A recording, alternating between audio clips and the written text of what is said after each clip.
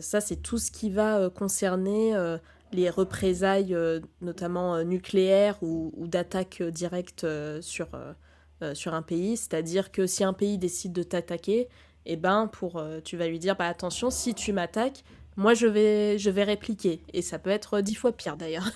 Alors que d'un autre côté, on a la dissuasion par déni. Et ça, en fait, ça a un objectif différent. L'objectif, ça va être d'empêcher un adversaire d'atteindre ses objectifs. Tout ça en augmentant ses coûts, mais aussi en réduisant les bénéfices d'une attaque. Pour illustrer ça concrètement, ça va être notamment, imaginons la Chine, elle a envie d'attaquer le Japon, elle lui envoie un missile, et ben le Japon, il va envoyer un missile pour contrer ce missile.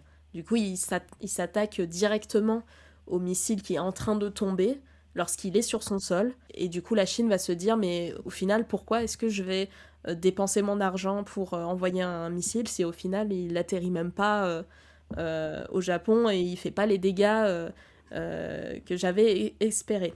Et du coup, c'est vraiment cette stratégie que le Japon il va utiliser pour en fait dissuader la Chine d'attaquer son territoire.